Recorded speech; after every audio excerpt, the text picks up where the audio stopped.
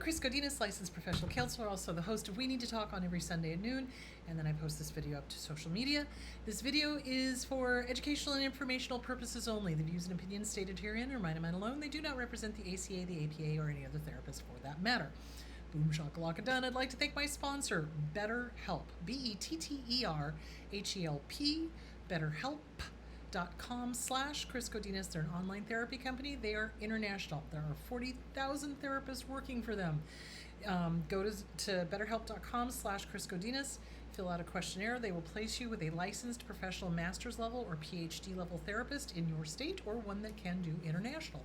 Thank you, BetterHelp.com/Chris Godinez. Okay, on to the question. So a question I get quite frequently is, oh my God, I feel like I'm the only sane one in my family. Is that normal? Yes. Short answer, yes, it's normal. So here's the thing. Kids are not stupid.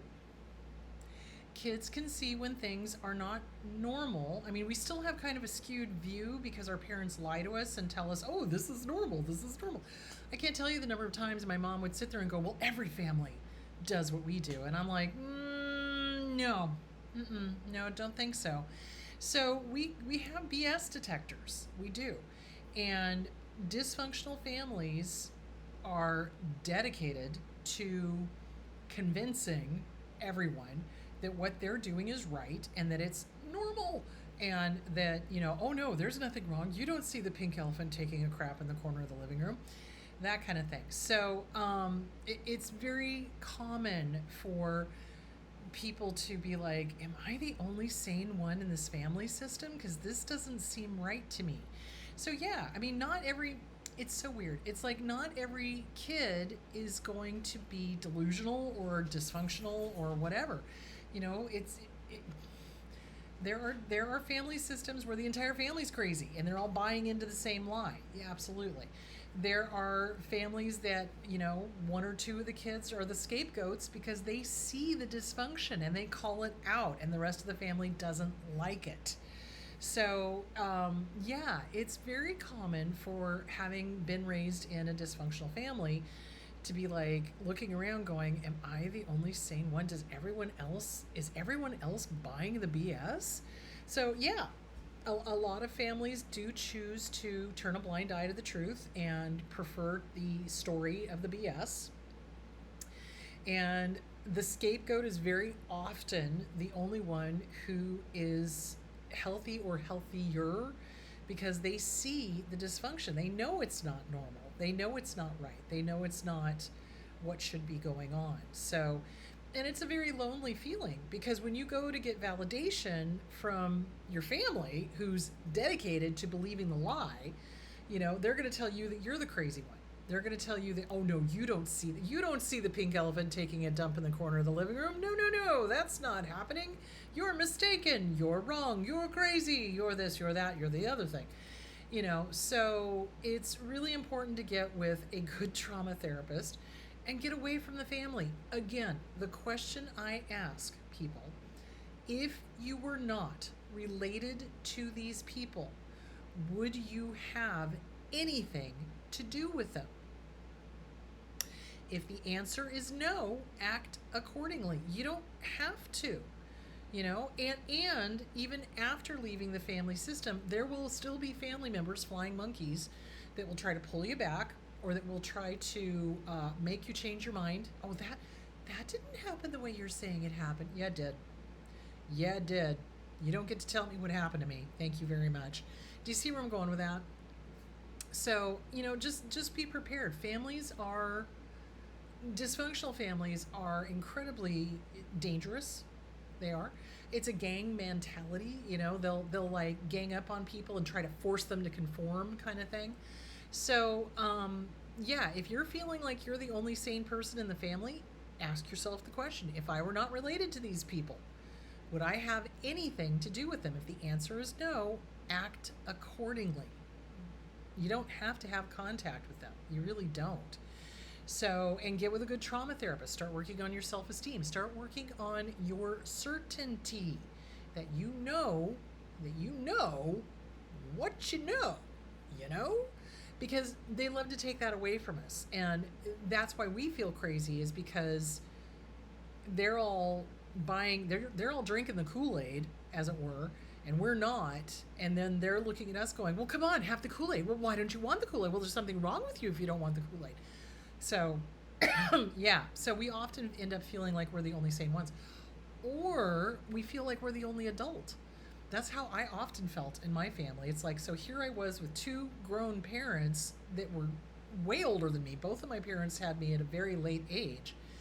And I think my mom was like 39 back in the 1960s. That was considered late. Now it's not, but she was 39 and he was 50 something. So, it just, I was sitting there with these two grown ass people going, I'm the only adult here. I'm the only one that's able to make rational decisions. This is crazy. Yeah. And unfortunately, when I realized that, I was still a minor. I couldn't get out. There was nowhere to go. So if you're an adult and you're realizing that you're the only sane one, or you're the only adult, it's time to leave. It's time to leave. There's no reason to stick around. You don't need to parent these people.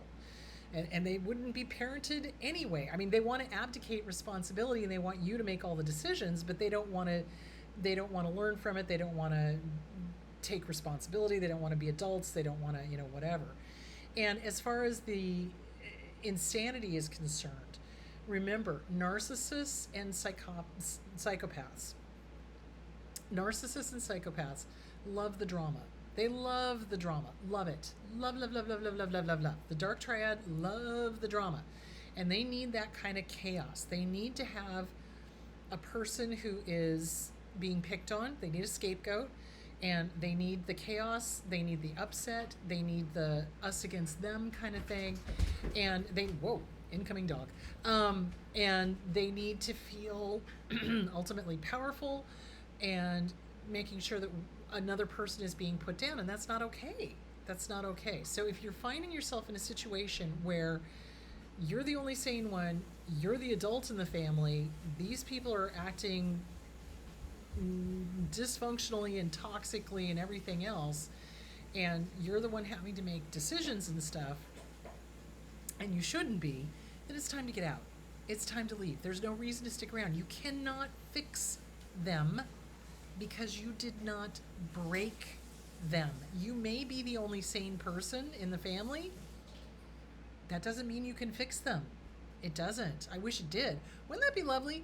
Wouldn't it be lovely if the sane members of the family could just be like, ding, enlightenment stick on the head. You're fixed. Nope, doesn't work like that.